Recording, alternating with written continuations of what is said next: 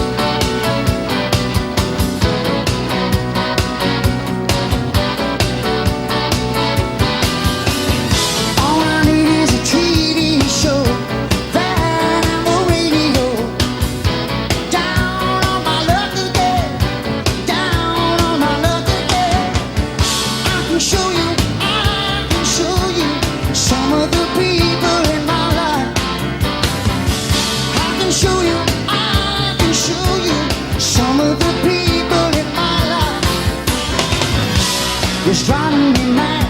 Oh, it's just another way of passing the day. Ow, ow.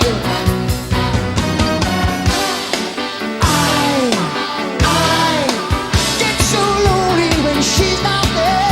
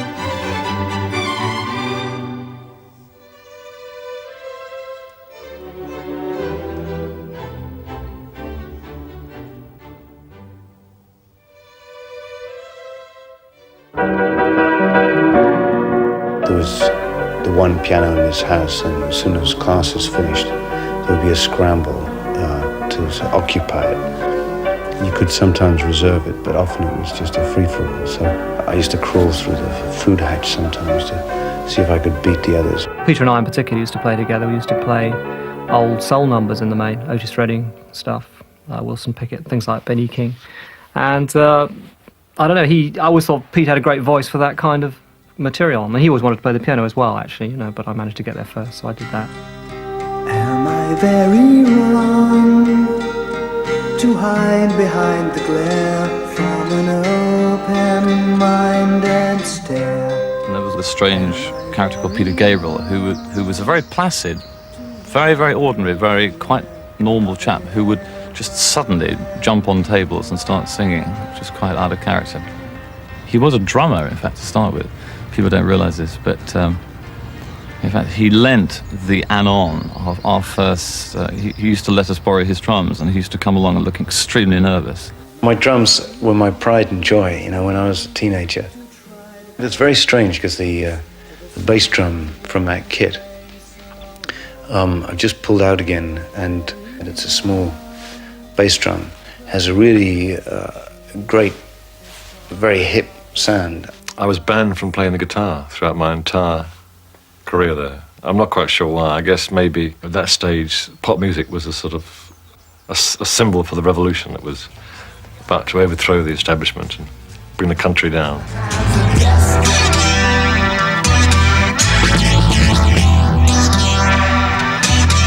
It was kind of two camps, actually.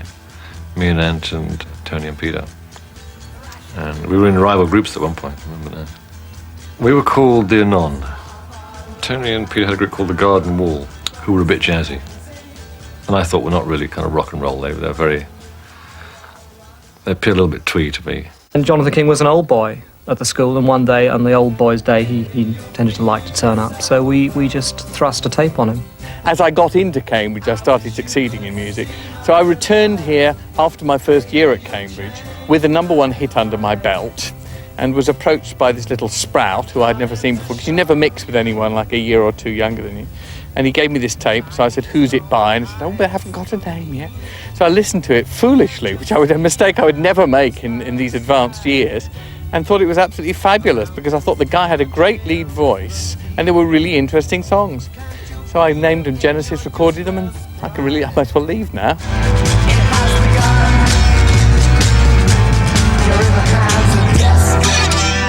We got more and more involved in doing sort of slightly what you might call more typical later Genesis stuff.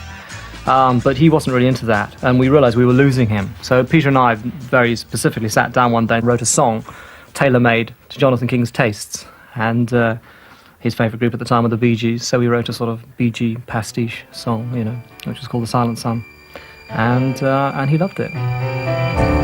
The silent sun that never shines, she is the warmth of my lonely heart. So I did my best Robin Gibb impersonation on one of the demo tapes, and that allowed us through to the next leg, where we thought we could get into the studio. It was also exciting at that point, and I remember when we first saw an ad in the record mirror for Silent Sun, I cut it out and stuck it on my school books. It was a big moment. Baby, you've changed my life. I'm trying to show you. I still believe that some of those early songs could be smash hits. The Silent Sun particularly is a gorgeous song. A lot of people in those days said it was a bit of a Bee Gees pastiche. Actually, that's totally wrong, because it was really before the Bee Gees and before the Crosby, Stills and Nash thing that they were doing this kind of sound. And I also think Peter's voice was so individual, and the lyrics were so different from anything that anyone else was writing. I think if somebody else picked up some of those songs and covered them, they'd have smash hits. They are available through John Joe Music, phone number at your local BBC station. We needed a name for The Silent Sun. We wanted to put it out as a single. No one had a good idea. Between ourselves, we couldn't agree. One comes to mind, which in fact was one of Ant's ideas, which I think tells us a little about the era, which was the Champagne Meadow. I remember that. So I'm very glad that wasn't it. I think I've got a soft spot for Jonathan, I think, because looking back, I mean, to make a record now, a single or a few tracks, is not a big deal. In those days, to make an album for a bunch of guys who were at school, sort of 15, 16, 17, and couldn't really play very well, to go in and get a record deal, it only took 3 days to make the album, was actually quite an achievement.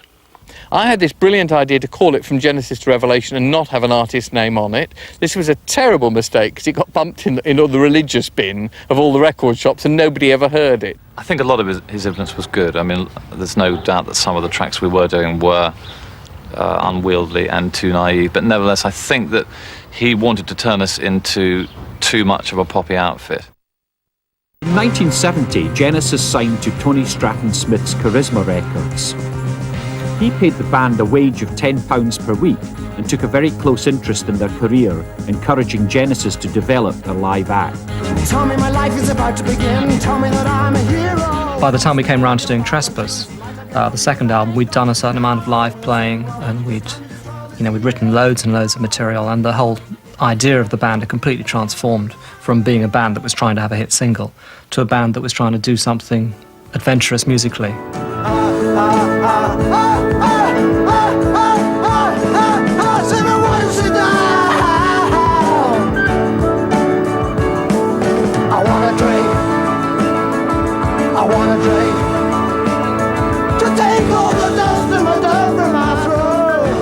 I started getting bad stage fright, which sort of came from nowhere, really. I mean, I'd started off by being pretty confident.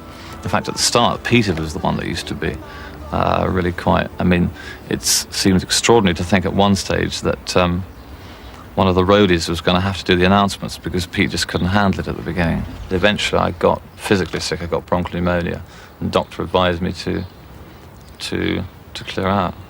We thought that if one of us left, we couldn't carry on. And I reckon the closest we came to busting up was when Anthony left. I did suggest at the time that we looked for a new drummer because I thought it was important that we ought to try and get a drummer who was kind of equal stature. We're waiting for you. Come and join us now. We need you with us. Come and join us now.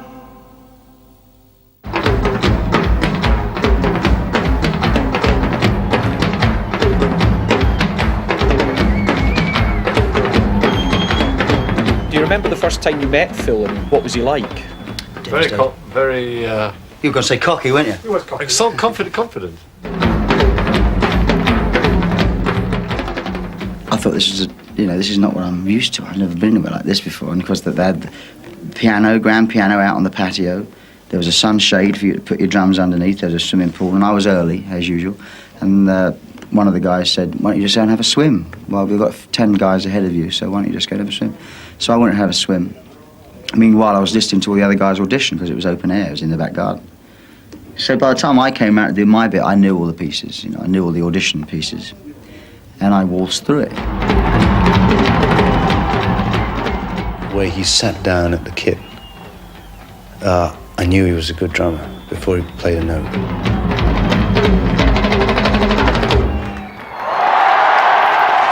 I must admit, I'm not flattered, but no, I mean, there was, I think little doubt at the end of that session that Phil was the best. I mean, certainly Peter and I felt that. And the rest was so terrible. The rest was so terrible. Split decision.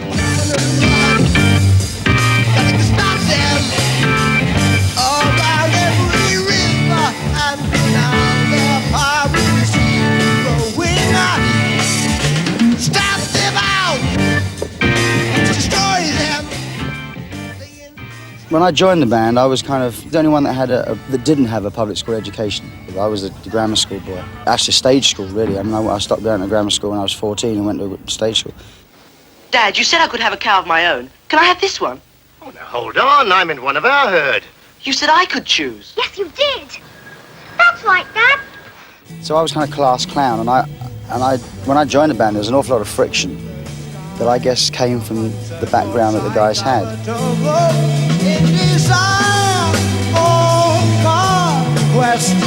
He found himself with an accolade not beheld before. Where are you, my father? Give wisdom to your son. And as his strength began to fail, he saw a shimmering lake.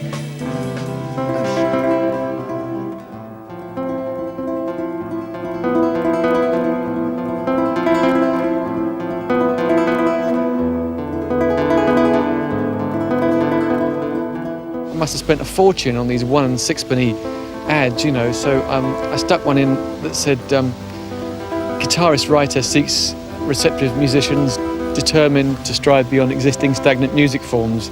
And I thought, well, if that doesn't ring a bell with somebody, at least I'll get someone who's idealistic, even if they're completely bonkers. Another's dream had been fulfilled at last. Forever something in the wording of it that made me curious. You know, a lot of the other guitarists we were coming across were into notes and flash and all that stuff. And Steve was into atmospheres, and that's what attracted us. I felt, you know, the kind of delicate pastel shading acoustic aspect that the band did was very, very good. But then when the band was supposed to sort of rise into an area of some power, I felt that that was an area that I warmed to, the fact that, you know, there was some aggression in my playing that I felt I could put that stamp on it in a way.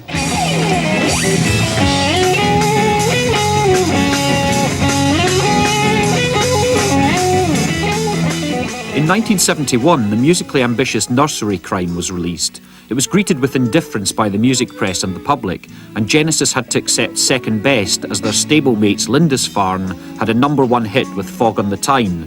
But unexpectedly, Nursery Crime entered the Italian top 10, forging a special relationship between Genesis and their Italian fans that has stretched to this day.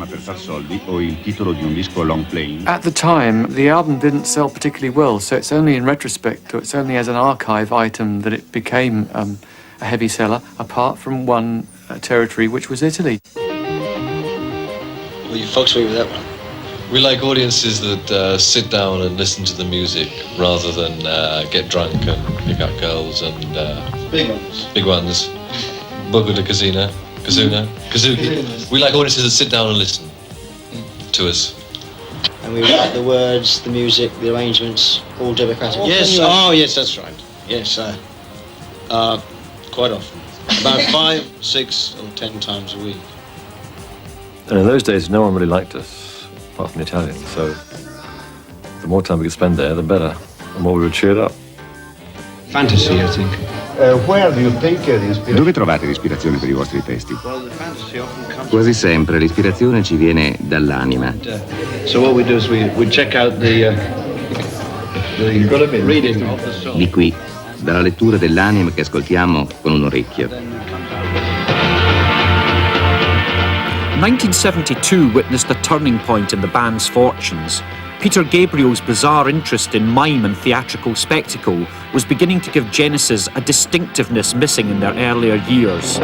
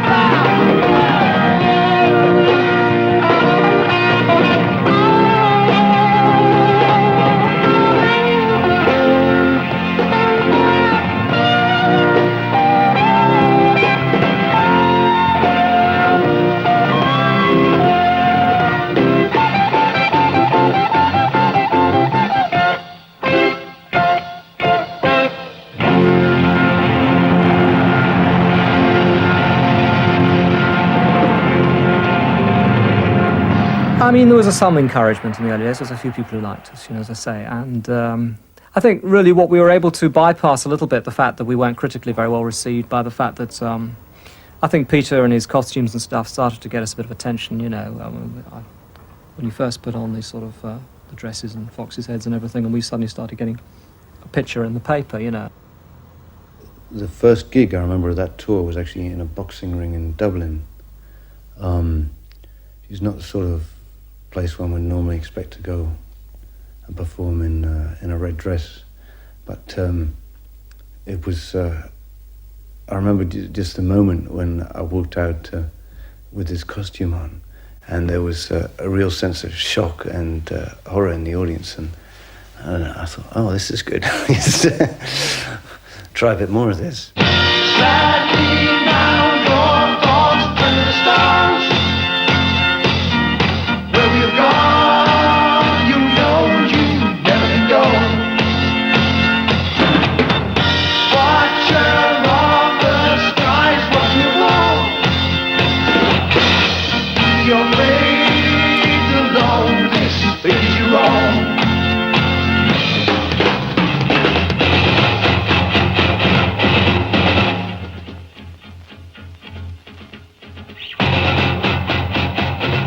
In order to get the kind of variety of sound we were looking for, it used to take us a very long time to set up between songs. And so we used to, when we first went on stage, have these sort of embarrassed silences. And I used to go crazy because everyone would look at me as the front man in these long pauses while these guitarists were sort of endlessly twiddling their tuning devices. So he'd start to tell stories, you know, which sometimes are totally irrelevant to the song. Within seconds, the entire clean, green, smooth surface of the park was a mass of dirty, brown, writhing objects. Old Michael continued to rub his flesh into the ground. This time he looked even happier, and he whistled a little tune. It went like this. Faster, Phil. You know.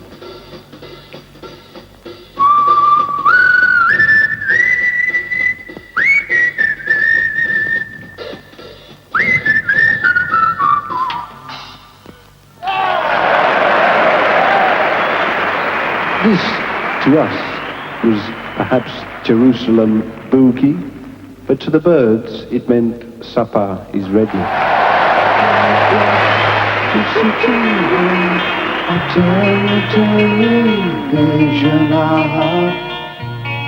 sitting beside you, I look into your eyes, as the sound of motor cars fades in the night time.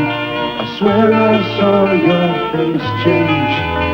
It didn't seem quite right. Quite often when you're playing in a university bar, they have not the slightest interest in what these musicians are doing up on the stage, so somehow you've got to get their attention and hold it. Don't you know our love is true? Our production budget was about £20 a year, so it was very limited as to what he could do. A flower. Down will fall to look for butterfly, butterfly. I think the flower mask had come from watching Bill and Ben, the Flower Pot Men, when I was a kid. And Willow Farm, which was in the centre of Supper's Ready, was somewhere where I just tried to explore this unreal world of English subconscious.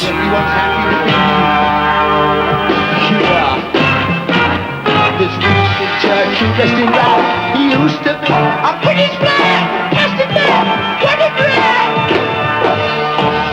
The frog was a prince, the prince was a prince, that was an egg, the end of the world!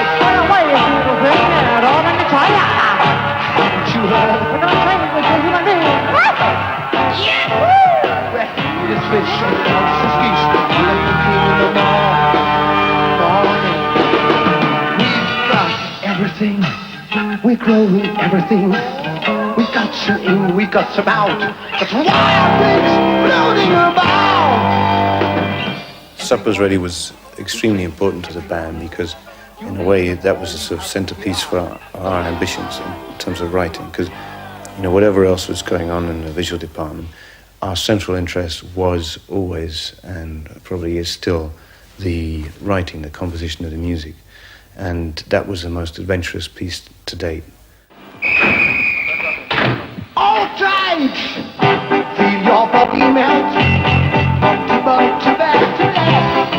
Rubbish, rubbish. You're out for the ball. To dance, to dance, to mouth. Rubbity washy. You're out for the ball. Let me hear you laugh. Give me some hand.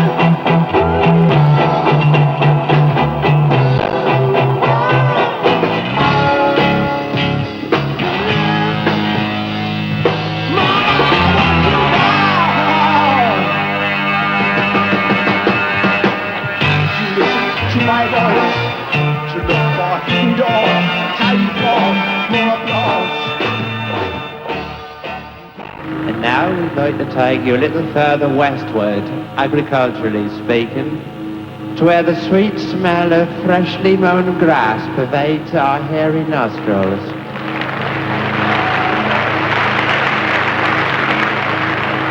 Snapping off time for the cosmic lawnmower. The band consolidated their reputation with the release of the lyrical album Selling England by the Pound. A single from the album, I Know What I Like, reached number 17 in the charts, and at last Genesis seemed to be balancing creative innovation and commercial success. It's 1 o'clock, time for lunch. Fandy-damdy day. When the sun beats down and I lie on the bench, I can always hear them talk. There's always been echo. Take a wake up, you got to tidy and run now. The sense of humour in Genesis was extremely important, particularly to me and I think Phil in some ways, but the tracks Willow Farm, Supper's Ready and Harold the Barrel, I think we're trying to follow the tradition of English absurdist humour. Keeping moving, please, short, I know.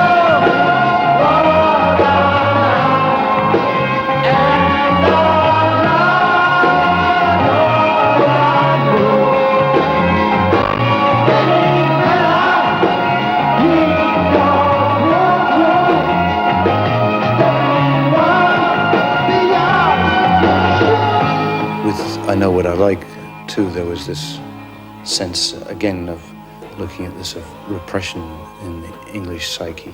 And in the line, me, I'm just a lawnmower, there's a sense of this guy grabbing hold of this lawnmower and mowing the hell out of the grass. Sunday night, Mr. Farmer called. Said, listen, son, you're wasting time. It's a feature for you in the virus get trade up to town. But I remember the voice in the past. Gambling on the face when you're winning. At the bank old Mr. Anything. Living for a bleed shot, I know.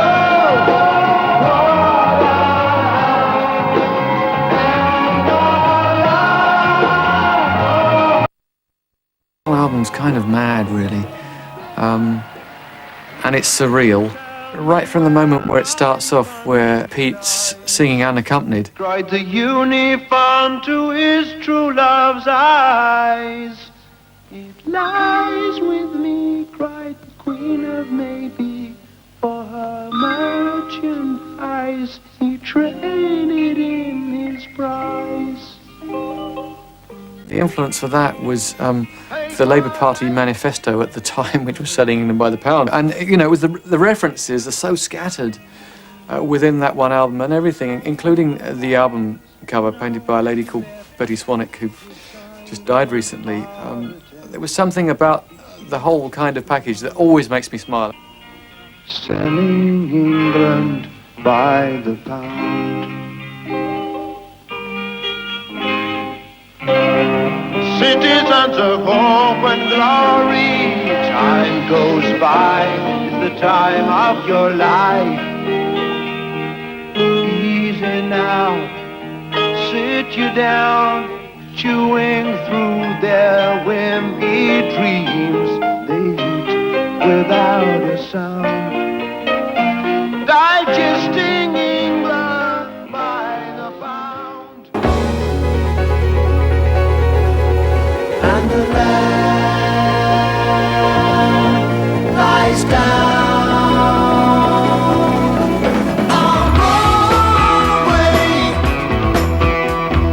Early morning Manhattan, ocean winds blow on the land.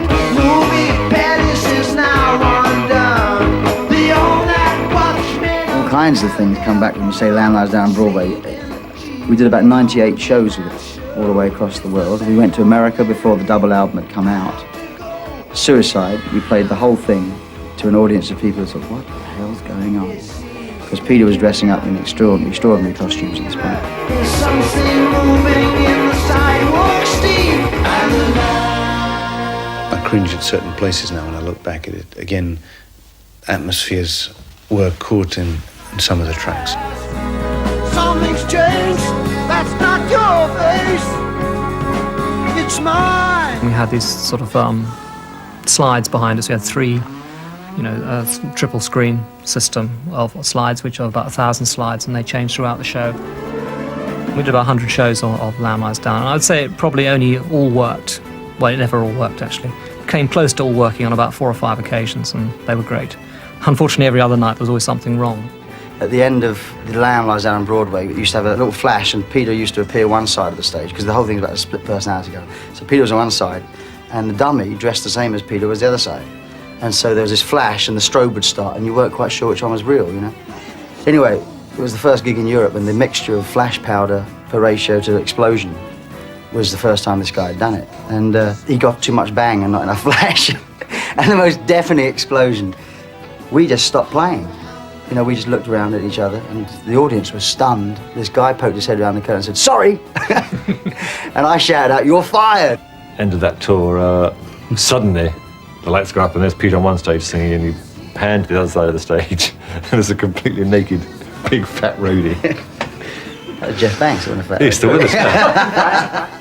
I think it kind of culminated, for me personally, in the Slipperman costume, though, because at that point, I was very much, a musician in this band, and and this was starting to piss me off a bit, because Peter wasn't able to get a microphone close enough to his mouth half the time in that costume to actually do what he was supposed to be doing, which was singing. There's all this big time stuff happening with sort of long tours being planned way in the future, and I just felt I was getting to be part of a machine, and I also felt I was becoming a sort of stereotype sort of rock star, or falling into wanting that ego gratification. And I didn't like myself, I didn't like the situation then, and I didn't feel free.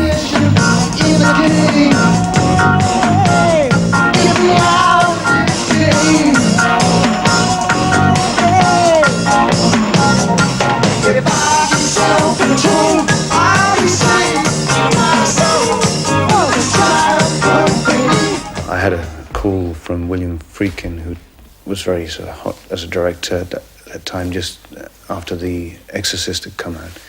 And he'd read this little story idea on the back of a live album, and liked that, and wanted me as a sort of story ideas person for a film project he was trying to do. It was an opportunity he felt he couldn't turn down. And at the time, it just was wrong for us to allow people to do things like that. It just would have been totally wrong. I felt that quite strongly. My first daughter had just been born, and for a while they didn't think she was going to survive.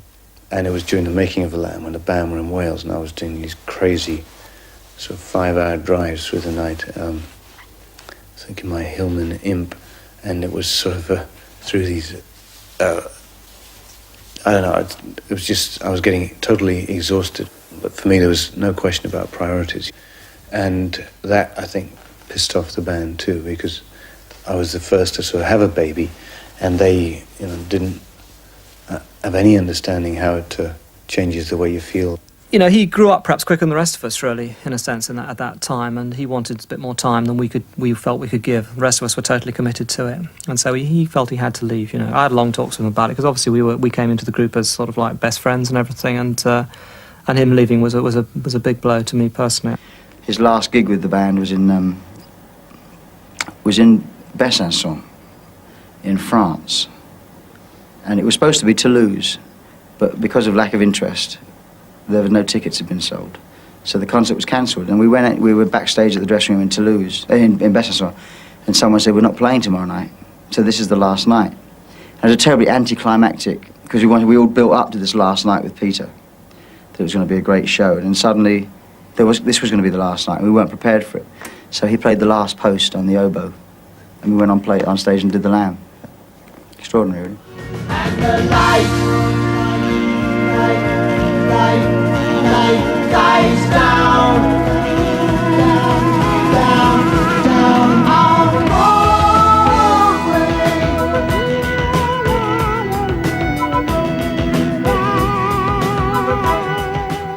Gabriel's successful solo career has been a unique musical exploration.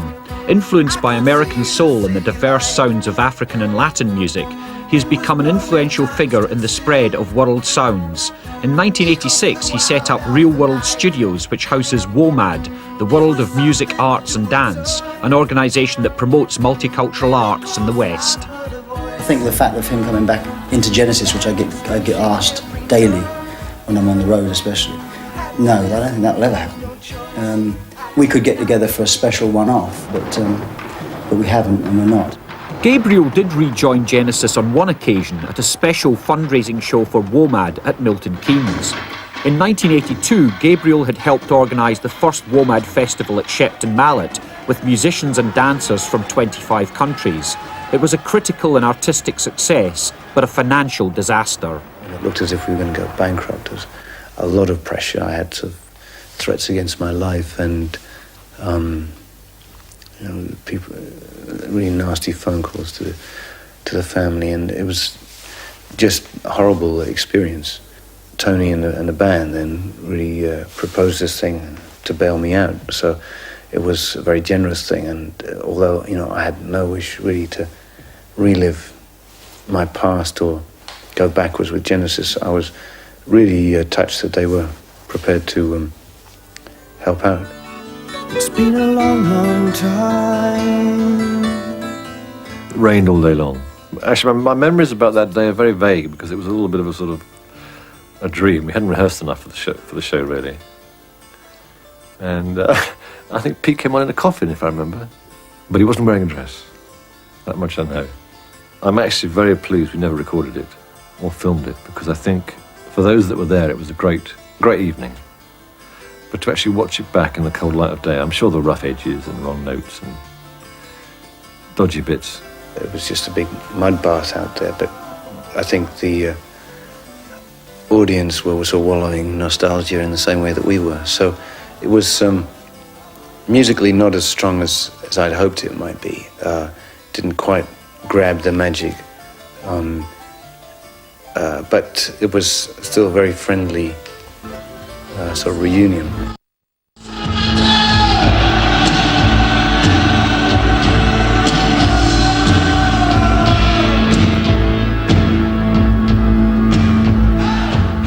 Despite his personal solo success, fans around the world still hope that Gabriel will return to the fold and rejoin Genesis.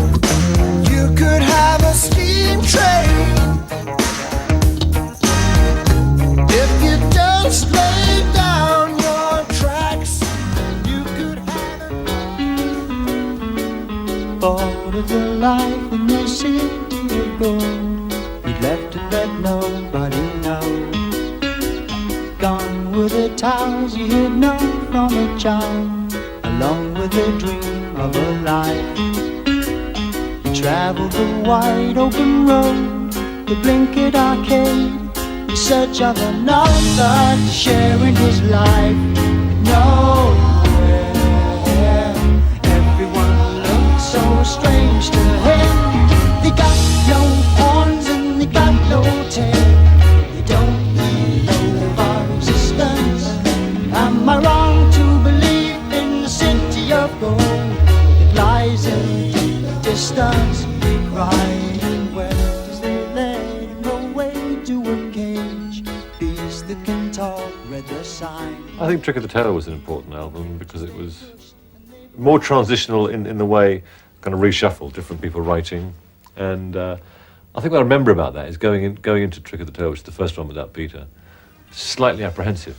Because we all thought, well, we felt confident. We thought but there was a question mark there, as to how the writing would go. Holy mother of God, you got to go faster than that to get to the top.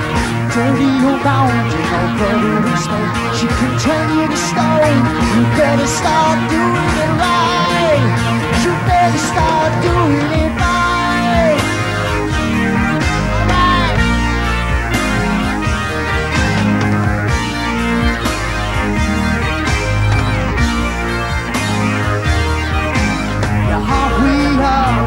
Halfway down, come back on your back, it's turning it around, throw it away, you won't need it up there, but remember, you don't know what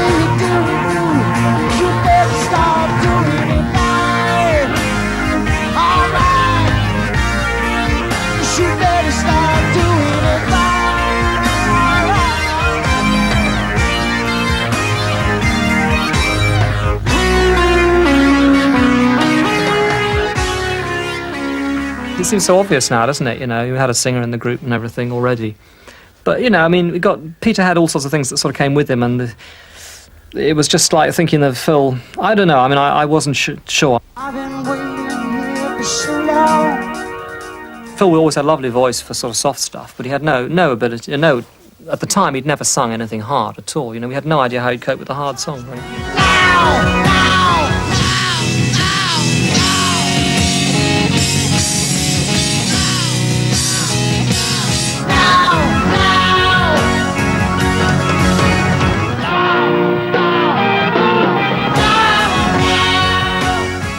I was the last person that anybody thought I was going to sing. I'd always been singing with the band, and I'd always done the backups on the albums. I've always felt the singer was the cheapest gig in the band, because all they had to do was look good and wiggle their bum. That's the way I used to look at singers. And so I never wanted to be a singer. I always wanted the most respectable gig in the group, which was, of course, the drummer, you know. I felt that the drummer was the goalkeeper of the group. It was, you could have a bad band with a good drummer and it would still sound good. So when he left and we started to get singers down, I used to stand there and teach them the melody, you know. We used to audition these people every Monday for I don't know how many weeks. Felt like an eternity. And then my first wife at the time, you know, she said, why don't you become the singer? And the thought horrified me of coming out from behind the drum kit, you know, and wiggling my bum and sort of doing everything that I said I wouldn't do.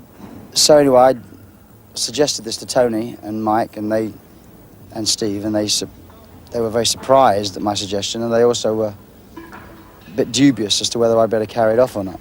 The path is clear, though now eyes can see. The course laid down long before. And so gods and men, the sheep remain inside their pen. Though many times they've seen the way to lead. He rides majestic past horrors of men who cannot or gaze with joy. The first gig was strange because I've been so used to just looking up and seeing Peter there, and I got a certain confidence of seeing You had to Peter look down there. then, didn't you? Yes, I feel like I was looking down, you're right. And it just seemed so funny. And it also, you just didn't know really how the audience were going to react, because you thought that they were going to miss him and everything. Miss Peter, I mean. And it was very strange. About halfway through the show, I suddenly realised this was going to work. I mean, he had his own approach to the audience, but they sort of seemed to like him, you know, which was curious, you know. Well, it's you talk about it in third person, actually, just sitting here. Yeah, it's like, I remember London, Ontario was the gig, and I just remember being more worried about what I was going to say to the audience than anything else, because what Peter did have was a communication. And although it was more of a mysterious traveller than a bloke next door or a mate, he did communicate with an audience, and I thought that was very important. So I was more concerned about that aspect of it working than actually singing the song. We're going to try, together, all of us, to levitate the entire Wembley Stadium complex. Everybody hands in the air. Now the next thing is everybody go with me.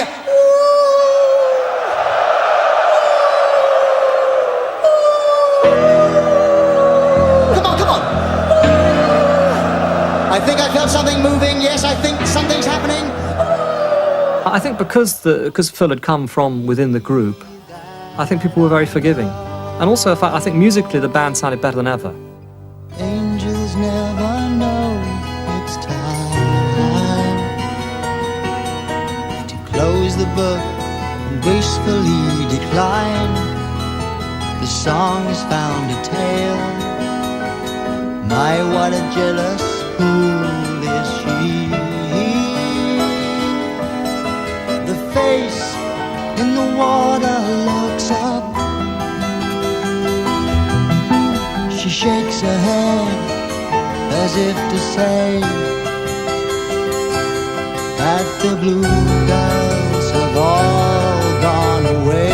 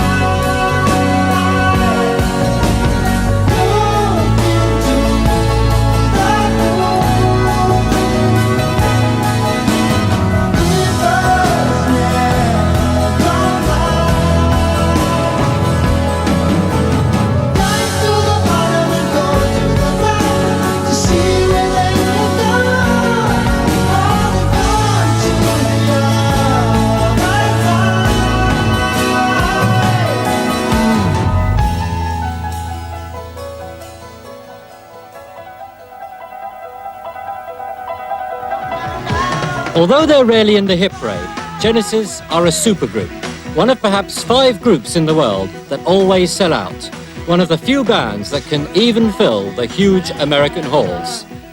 The millions of fans are there for more than just the sound. 200 jumbo jet lights change exactly to the music. The special effects would make a Hollywood mogul proud. The amplifiers are loud enough to drive 10,000 neighbours wild. In America, it was rather because we had our biggest shows. We happened to play sort of fairly biggish places, but getting tiny audiences in them. And of course, that's a recipe for disaster. You're losing money left, right, and centre. You might not have heard of them, but they have a massive following among the young that take rock music seriously. There was the one year, though, that we found out afterwards that one of our 19-year-old road managers was managing us for a year. And we spent everything we'd earned, but of course he hadn't kept any receipts, and so that was quite a big blow. Adrian? Imagine approaching the taxman after a US tour that lost a fortune, you know, genuinely, but obviously did earn quite a lot at the same time. And he had a couple of garage receipts and one hotel. Looking for someone. Tony Smith promoted the band's first major tour in 1973. He uncovered the extent of their financial and technical disarray. First date was in Glasgow, and I arrived up in Glasgow to see them, and total chaos on the stage, absolute chaos. And finally, we had to cancel the show because they had something like 400 volts of electricity running through every single piece of equipment on the stage. Just could not walk on the stage. And I had to cancel the show in Glasgow, which is not the easiest of places to cancel shows. Do you want to go on the bus, or are you going to go to the Mayfair and pick up the bus, or are you going to drive all the way out there? I mean, yeah, the Mayfair's very nice. It may be, but drive a little bit quicker than your bus can. Drive all the way to London. To the traffic. It's very nice. It's So- pretty. Get stuck nowhere to work. Towards the end of the tour, they came to me and said, well, you know, you're saying we should get a manager, why don't you do it? So I said, okay. And that's when my trouble started. Right. Well, as long as it all, I mean, no, I'm not being argumentative. I'm just saying there's no point in us being there. If we have to do something, then we have to make sure we're there in time to do it. Spend my time.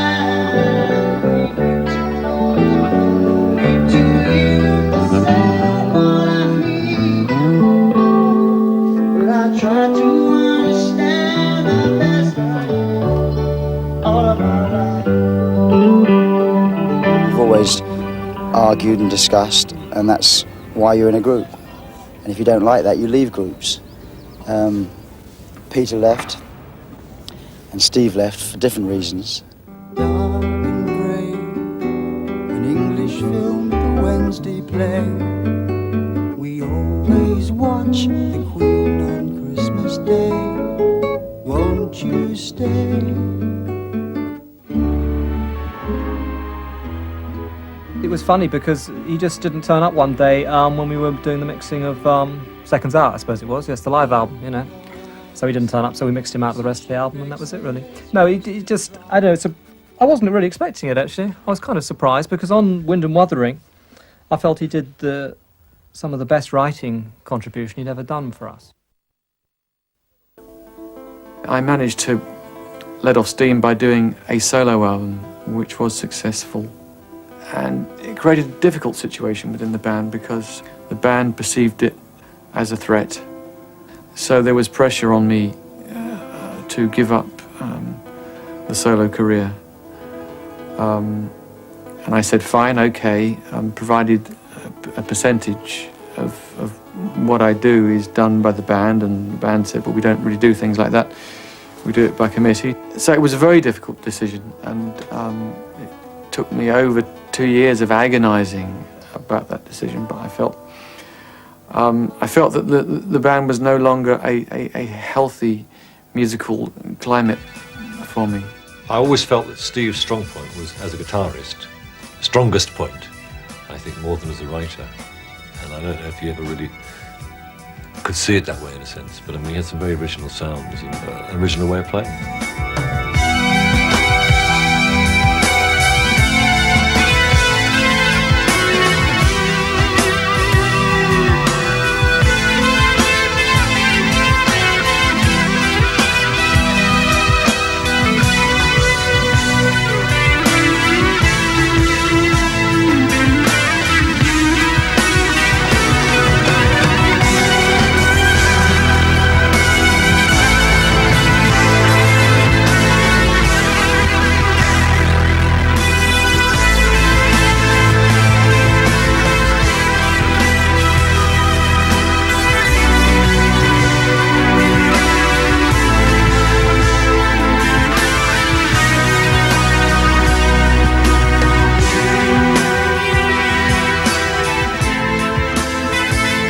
the studio, Genesis had shrunk to 3, but for live performances they drew on outside talent.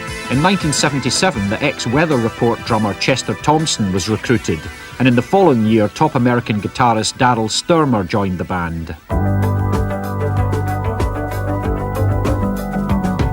Stay with me, my love. I hope you'll always be right here by my side. If ever I need you, oh my love, in your arms I feel so safe and so secure. Every day is such a perfect day to spend along with you. I will follow you, will you follow me? Then there were 3 was a very pleasurable experience, which was the first album when we was a 3-piece. You had one guy who sort of sang and drummed, another guy who did all the guitars and basses, another guy who did all the keyboard work, which even at that stage was starting to be quite an expansive role because it would sort of go into the world of drums and guitars and things quite a bit. And I think between us we felt very complete, you know, certainly from the point of view of a studio band. Nacquero sul finire degli anni 60 per iniziativa di 2 aristocratici studenti inglesi. Follow You, Follow Me was the first hit single we had, and it sort of doubled the sale of the album. I think also being a romantic song, and we weren't known for romantic songs, the main difference in our audience is suddenly it became a lot more females came to see the group. Before that, it was just spotty guys with fishing hats and long coats that wanted your album. Can you sign this, Phil? You know, that's really because that. I mean, Genesis fans in the '70s were, you know, college students, and they were mainly guys. It was a very masculine band. We used to play songs that were actually you know, a bit too demanding for some of the females of the audience. I don't mean that sounds chauvinistic, you know, but just that they wanted something else, and we weren't giving it to them.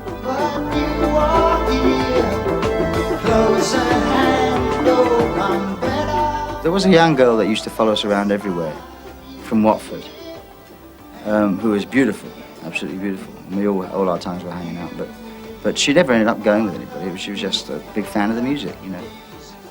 But no, I'm afraid we didn't rape and pillage our way across the world yet.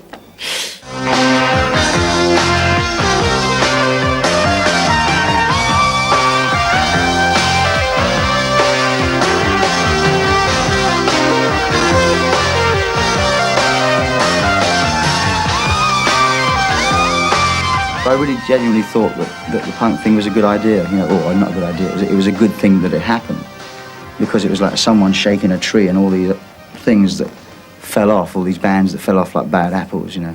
I mean, I didn't hate them, you know. I'm just saying that I would personally prefer to have been stuck on a desert island with a Sam and Dave album, or an Otis Redding album, or Aretha Franklin, down a Pink Floyd record or a Yes record, you know.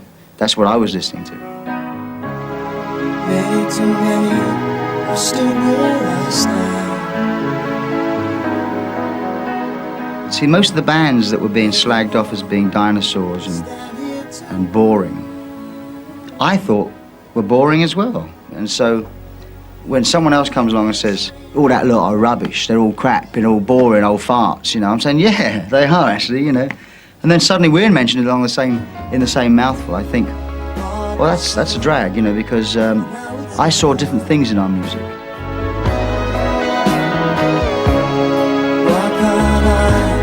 Leave the stage.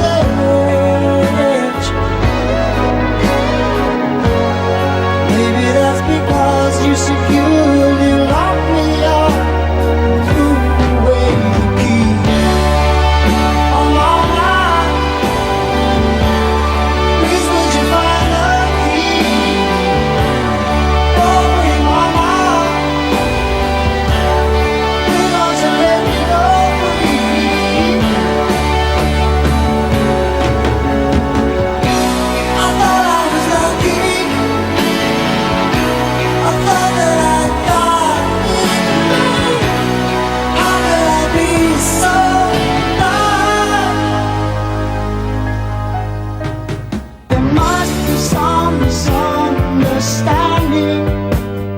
I stopped reading it now. Actually, I've stopped reading press because it's too depressing. Must be some kind of mistake.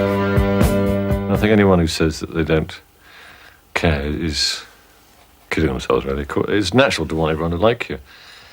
I think what was tough was in those early days. It's changed now, thank God. The music papers, the three, the Melody Maker, the NME, and the Sounds it was. That was about all there was, you know, in England. And if they didn't like you, then you really were in trouble. If you wanted to get a good review of a Genesis album, it can't be that difficult. An awful lot of people out there who like us, so it must be possible to find them. From all the Genesis fan club, I mean, an enormous number of people all over Europe, really, yeah. I don't know if you can see this. Happy Easter from all the Genesis fan clubs. Isn't that nice? Fabulous. Looks very nice. I don't quite know what it is. Really nice. Good grief! It's... Oh no! I can't do... You're supposed to be the blackest feet in the cosmos! Go out there and frighten people!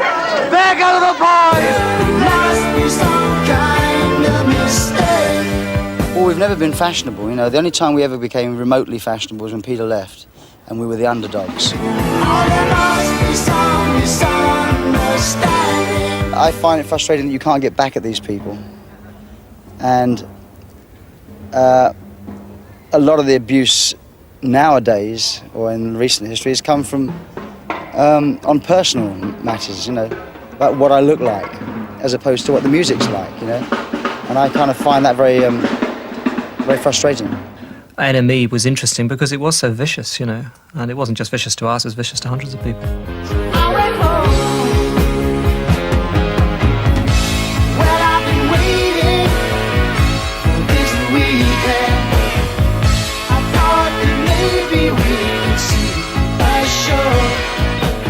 One of the things that criticism that's been levelled at us from our own fans, as well as everybody else, has been the fact that we are now having hit singles wherever they are, being whatever country in the world, and we sort of sold out, you know. I don't think we have sold out at all. Our music is just reaching more people because more people like it. More people are playing it on the radio. We've always written 3 or 4 minute songs, but people never played them on the radio because they figured that we were an albums group, you know. And also they probably weren't very good 3 or 4 minute songs, some of them, so they probably didn't deserve to be played, I don't know. But we've always tried to write singles, we've always tried to do that, and now we're just doing it better, I suppose. The release of Duke in 1980 signalled a new and more commercial era. The success of shorter and more accessible songs scotched rumours that the band were disintegrating and spending too much time on solo projects.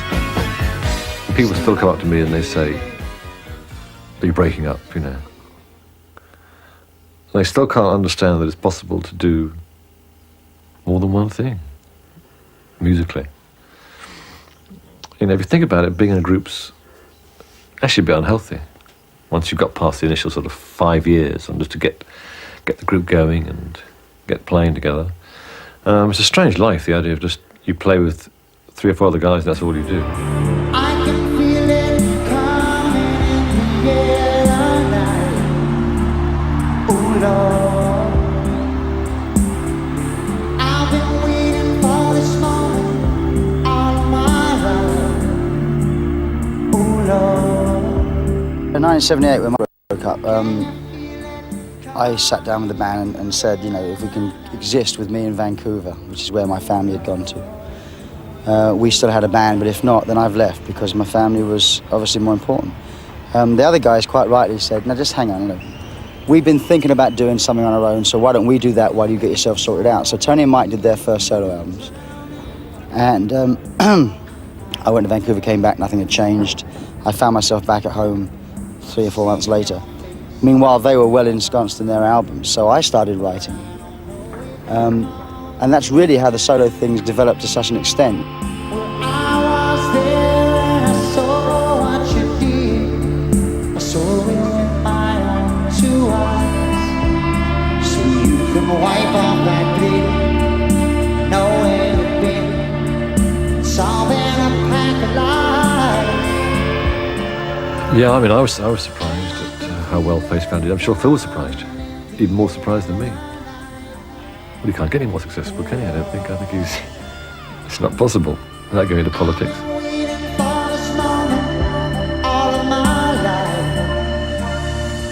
The problem with Phil is that when I think I'm working hard and my schedule's busy and I'm going flat out, I look at what he's doing and I kind of feel I'm having an easy time.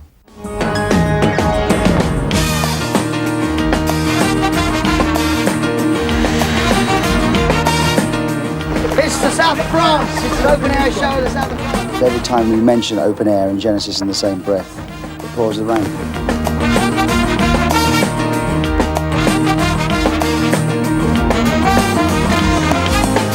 Why me?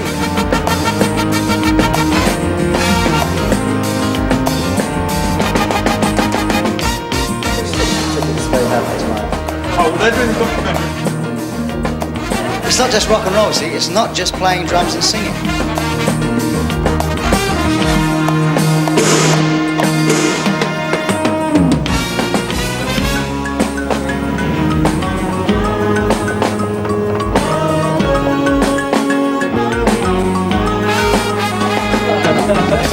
He said he wasn't invited.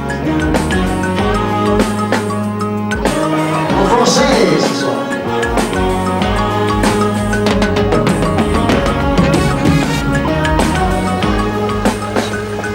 Phil is the best. I've never known anybody like Phil's the best guy you've ever worked with.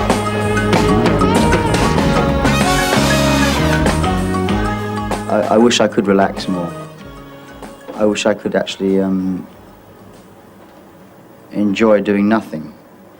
If there's a little break between tours, and I really, yeah, I can. I mean, I'm quite happy to sit on the kitchen floor with Lily and play with her toys with her and stuff for a few hours. I don't really think I'm a workaholic. I don't think I'm driven to work. Maybe there's a subconscious guilt for the amount of money I'm paid for what I do, that I feel like I should work all the time for it. But no, I don't think I'm driven. I just think I get asked to do interesting things. The homeless issue started to rear its head. Not that it wasn't there already, of course, but it was just the fact that the song was number one, and that people, especially in America, the organizations were saying, can we use the song to show and the video and the song to show and play to Congress, because you summed up in 5 minutes what a lot of people have been trying to do for years. So suddenly I was becoming, if you want, a champion of this cause.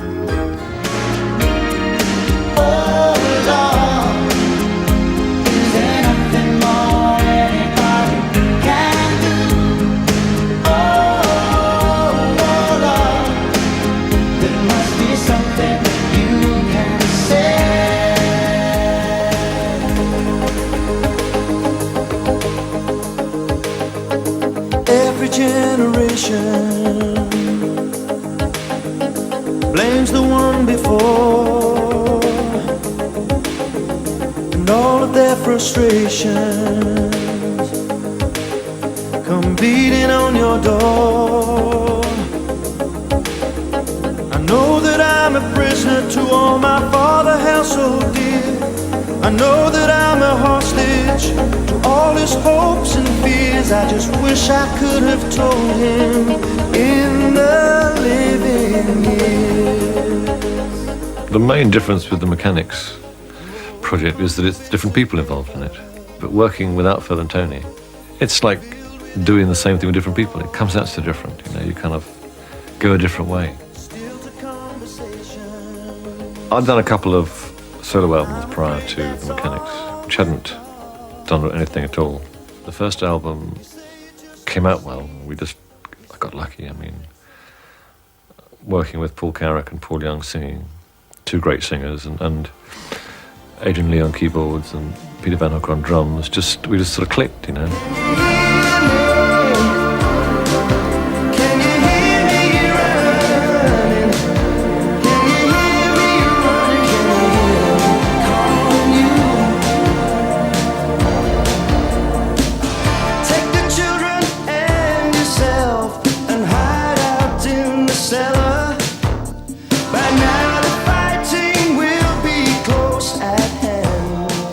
We're now on our third album, and I've kind of seen the relationship grow with the people, which is nice. And I think we're kind of developing a bit of a sound and a bit of way of doing things, which is different again from Genesis.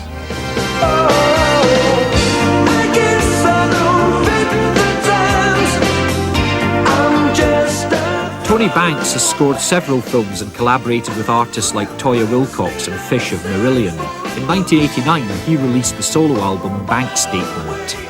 Tony, I would say, is the most important writer in Genesis. That's what, him with Mike is a close second. The most important writers in Genesis in terms of what people like about Genesis. And yet Tony has the least success. But if people knew what he brought into Genesis, they'd probably give his solo work more of a listen.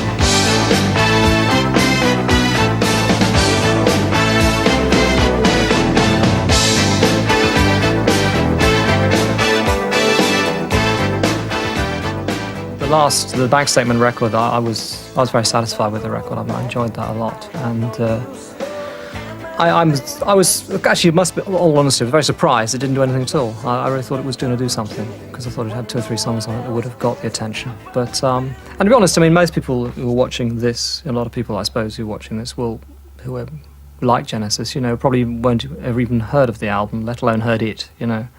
That's a shame really, because it is very much part of the sort of the Genesis kind of world, if you like, and it would be something I think a lot of people could like a lot. I mean, I sing the odd track on my solo stuff, and people find almost those are the easiest tracks to take because at least they've got some personality to go with it, and yet my voice doesn't compare with the other voices I've used. It's so easy right up in the midnight cowboy took his place at the starting line, 'cause he left you behind with his reputation lowering just the freshened our mind. But I think because we do the solo stuff, individual written material is now well taken care of, and the feeling is that we must keep the group for something that only the group can do, which is writing material together. And we felt over the years, even back in the days when we were writing, perhaps doing more individual stuff, that often the best songs were the ones that were written by the group in the studio. And so when we came in with the album, Abacab in particular, we decided we'd start doing it that way. And we actually wrote it in this room.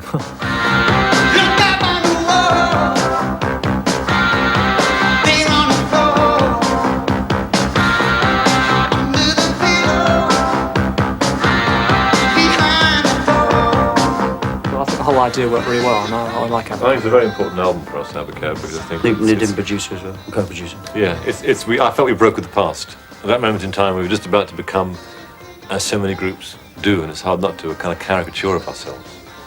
And I think we made an effort not to, and it worked.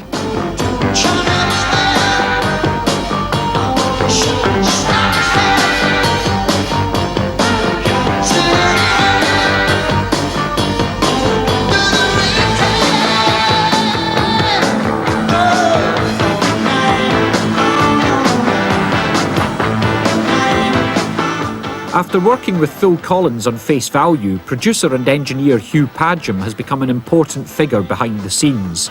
He's worked on highly successful albums like Invisible Touch and Abacab, and has brought his experience as a producer with post-punk bands like The Police and XTC to the newer and more commercial Genesis sound.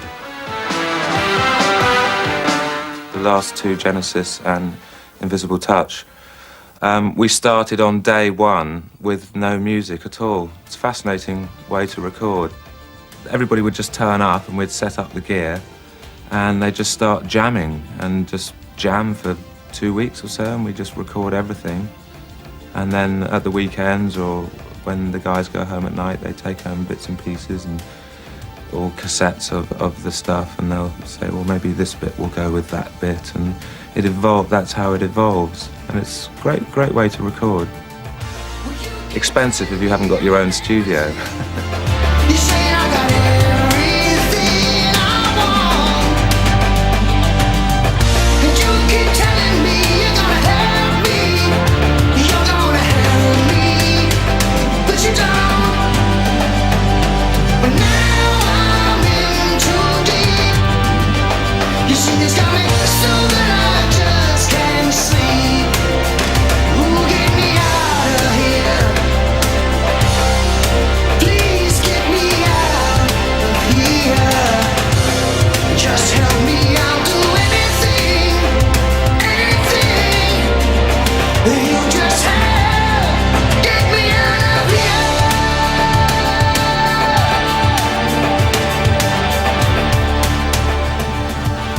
last 3 or 4 albums have actually just gone in with no material.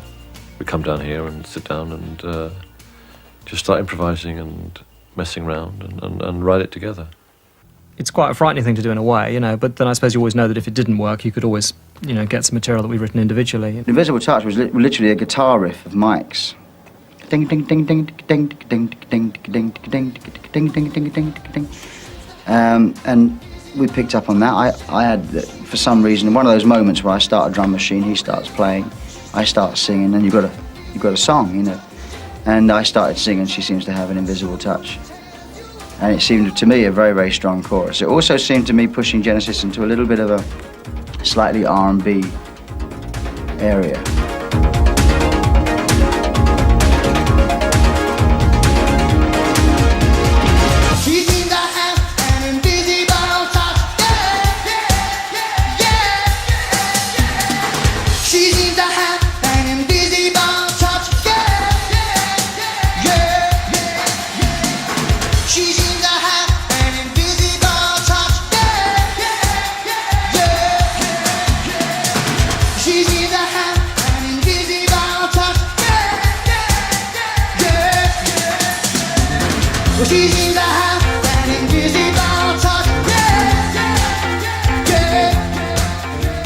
I think I probably brought more of a rhythmic thing into the recordings with Genesis, so that the whole sound of the band was probably harder than it was before.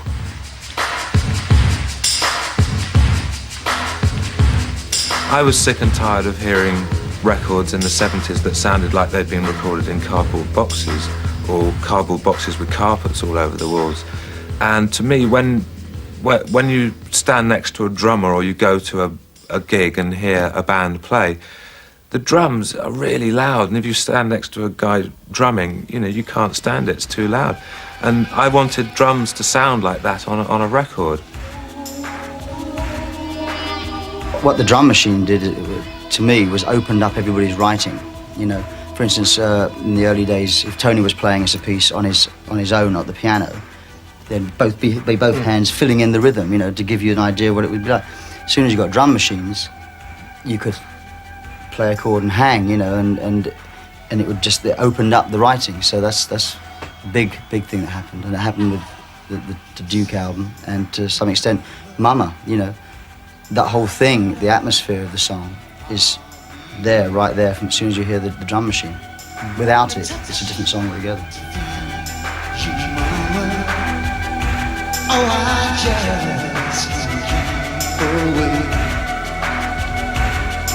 In the heat and the steam of the city, I've got to run, I just can't wait. So say you'll help me, mama, 'cause it's getting so hard.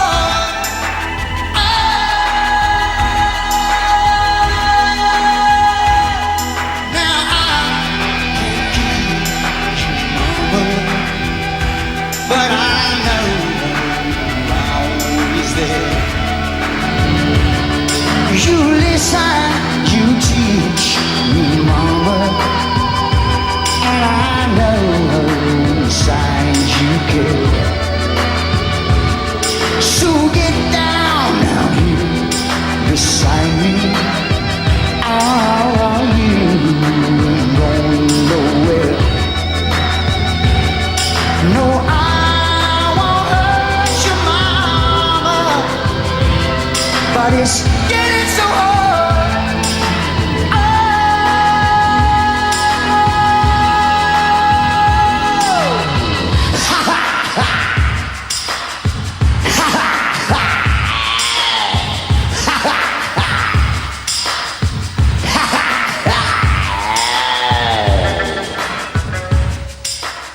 How are the rehearsals for the Nebworth concert going? Finished. I don't know. We'll tell you after it's happened, yeah? Oh, we're only actually about 2 hours worth of rehearsing. Considering we haven't played for 3 years, we should have probably done more than 2 hours. But it's like an old pair of shoes. It fits as soon as you put them on. Did I say I love you? Did I say I care? Did I say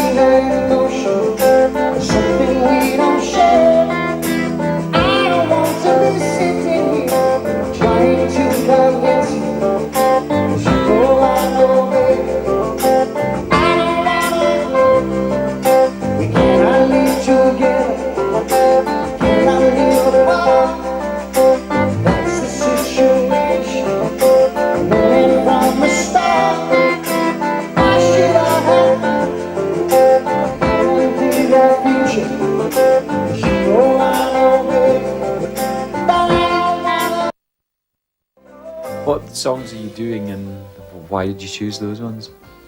We're doing Turn It On Again, That's All Mama, and Throwing It All Away. Why do we choose them? Well, it's kind of obvious in these situations. Only 3 or 4 chords in them, isn't it? Yeah.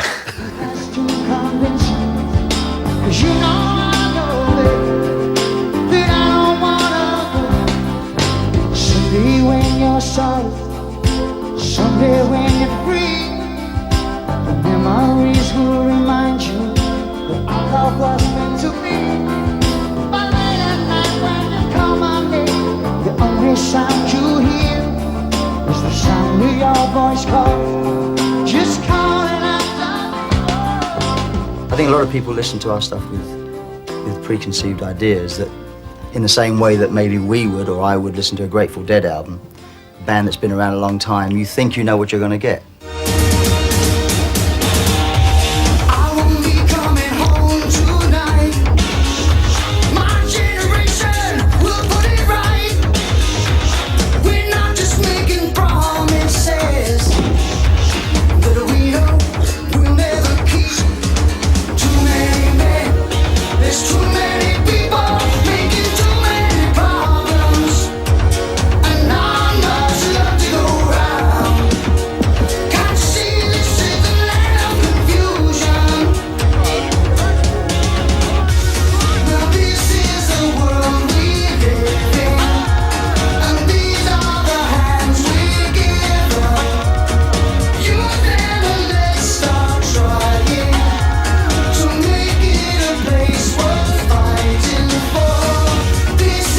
Really, Genesis is just a name that the 3 of us go under. You know, we've been through so many changes since the band began. We're writing different kinds of songs than we did then. Everything's different, so there's no reason to suspect that the next album should be the same as the last one. It's a shame that more people don't think.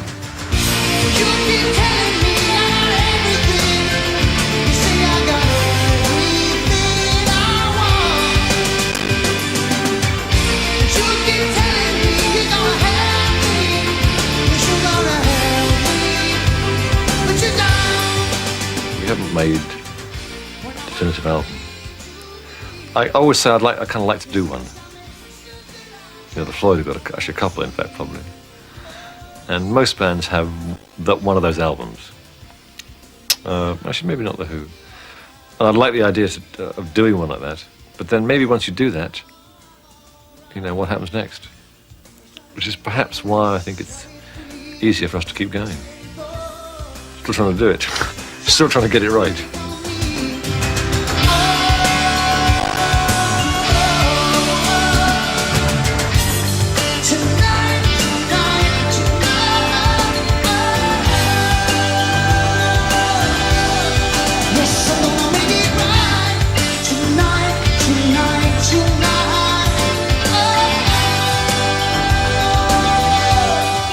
I'm not a tremendous fan of what we've done, you know, in all honesty.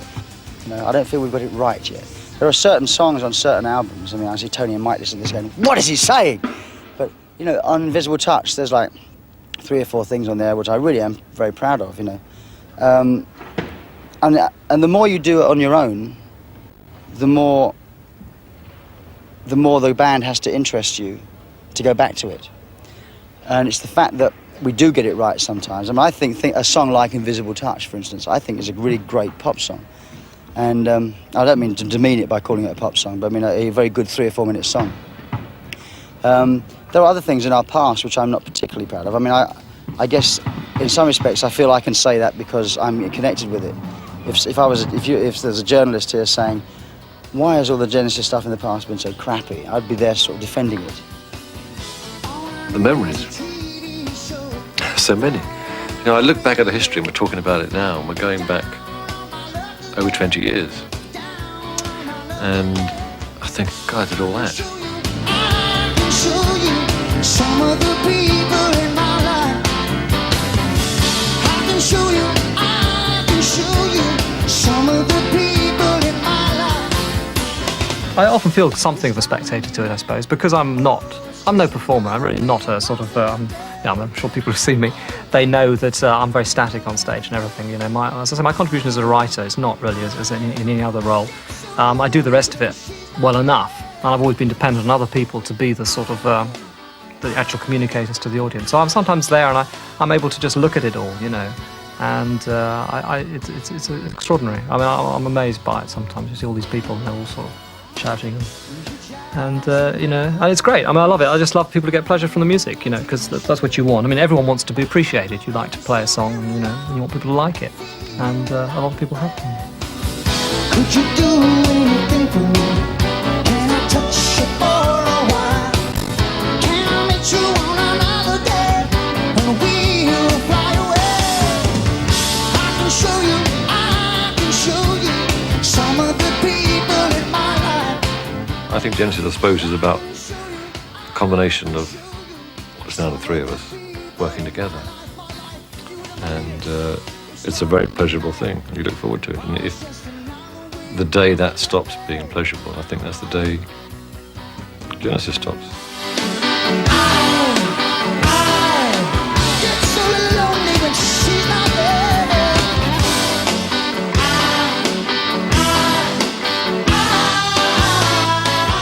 I'd like to see Peter make more commercial and less artistic records. I'd like to see Phil make more artistic and less commercial records.